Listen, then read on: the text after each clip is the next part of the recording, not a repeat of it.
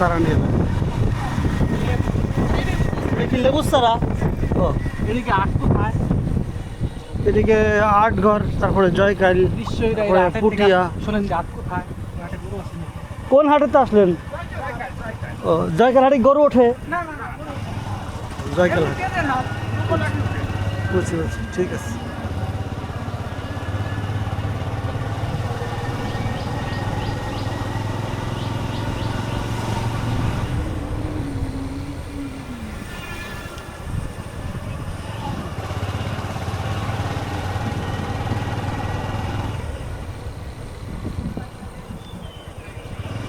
কালকে বিকালে এমন একটা পরিবেশ তৈরি হইলো সন্ধ্যার সময়, সন্ধ্যার আগে চারদিকে মেঘ একেবারে ঘিরে গেল। আমি ছাদের উপরে, মানে ওই সময়ের মুহূর্তটা এত সুন্দর ছিল। ক্যামেরায় বন্দি করেন নাই? ক্যামেরায় বন্দি করছি, তো বাতাসের শো শো শব্দ হয়েছে, দেখে ভালো লাগে না এই ভিডিওটা।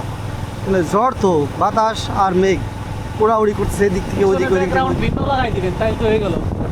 ভিডিও করে রাখছি আর কি, অনেক সুন্দর একটা পরিবেশ। ব্যাকগ্রাউন্ড ভিডিও করে দিবেন। এই দেখো যে ধান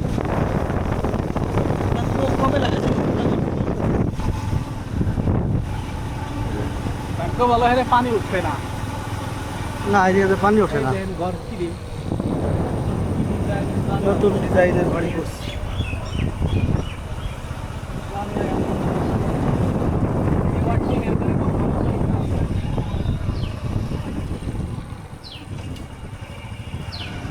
একটা জিনিস দেখাই, সেটা হলো আমাদের এই অঞ্চলে গাছের সাথে মানুষের যেরকম এই ব্যানারটা লেখা আছে লা ইলাহা ইল্লাল্লাহু মুহাম্মাদুর রাসূলুল্লাহ, আবার কিছু দূর আগায় গেলে আরেকটা গাছের সাথে দেখা যাবে যে আল্লাহু আকবার।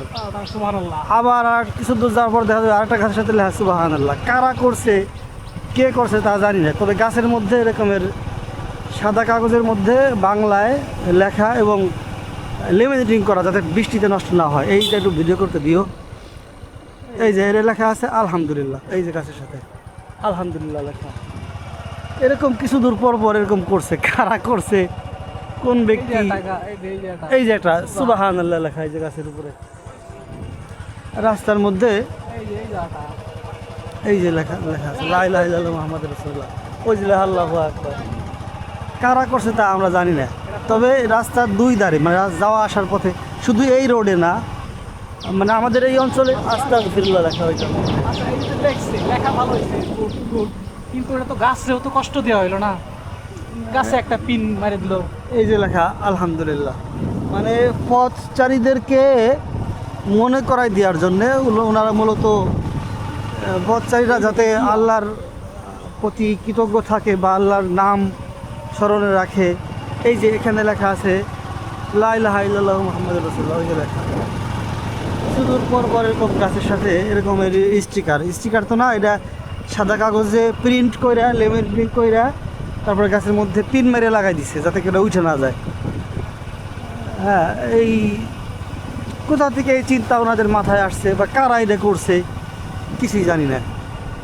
মানে এমন একটা কাজ আর কি করছে, হয়তো তারা চিন্তা করছে যে মানুষ এটা দেখলে আল্লাহর জিকির করবে বা আল্লাহর নাম পড়বে, বা ওই শব্দটুকু, এর তো অ্যারাবিক শব্দ, এটা একটা বাংলা অর্থ আছে।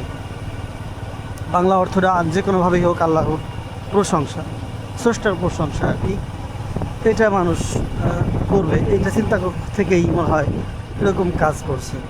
আমি এই জিনিসটা শুধু আমার এই অঞ্চলে বেশি দেখছি, এবং মানে বিভিন্ন রোডে, শুধু এই রোডটা তা না, আমাদের এই অঞ্চলের বিভিন্ন রোডে এরকমের লেখা চোখে পড়ছে, যে লেখা আল্লাহু আকবার রাস্তার উপরে একটা স্টিকার দিয়ে গাছের সাথে, বা লেখা আলহামদুলিল্লাহ, বা লেখা সুবহানাল্লাহ, ইত্যাদি ইত্যাদি, এরকম লিখে লিখে আটকাই দিছে গাছের সাথে।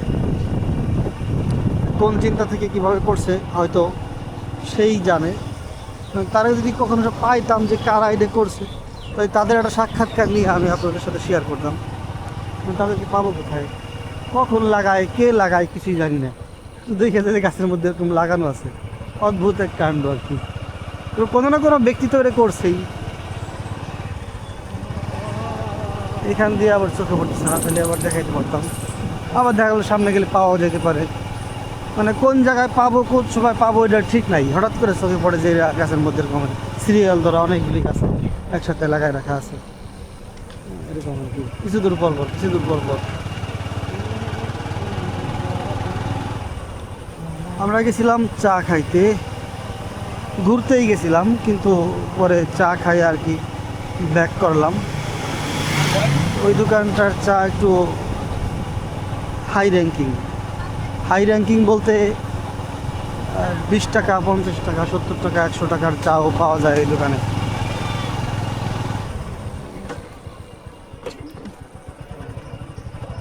চার দোকান দিয়ে অনেকেই লাখ লাখ টাকা ইনকাম করছে এরকমের দোকান আমি দেখছি। এর আগে দেখছিলাম জানি কোথায় সাইবাড়িয়া নাকি জানি,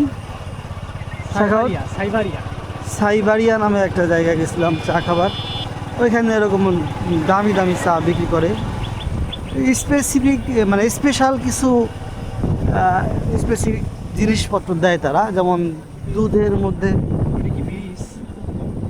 হ্যাঁ ওটা একটা ব্রিজ, অনেক সুন্দর লাগছে দেখছেন? এটা কোন জায়গা? ও ও আমি চিনছি, ওই ব্রিজটা দিয়ে আমি গেছি অনেকবার। ওই ব্রিজটা আমি আগে একটা ভিডিওতেও দেখাইছি। ওটা ইটের রাস্তা, ওই যে পাল বাড়ি আছে না, পাল বাড়ি রয়েছে, ইটের রাস্তা গেছে না, ওই রাস্তা আগে যে ব্রিজটা সেটা, ওই ব্রিজটা তুমিও পার হয়েছো আমার সাথে। ব্রিজ অনেক দূরে, যে একটা ব্রিজ দেখা যাচ্ছে। তো এখানে পাটের জমি, তো পাট চাষ করছে, পাটের উপর দিয়ে ব্রিজ দেখা যাচ্ছে, ভালো মনে লাগছে আর কি। সেই জন্য শাখাওয়াত বললো যে ব্রিজ থেকে এটা।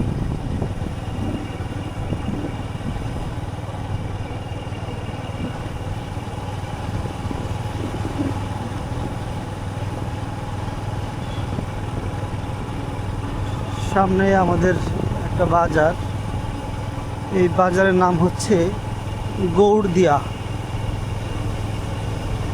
আমরা বাজারের কাছে চলে আসছি। আমাদের গন্তব্য হচ্ছে এখান থেকে আরো 1-2 কিলোমিটার বাসা থেকে।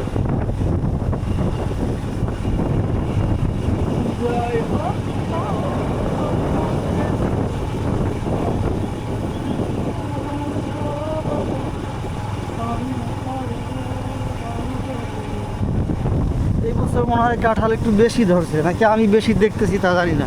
এক একটা গাছে অনেক অনেক পরিমাণ কাঁঠাল ধরছে। এই যে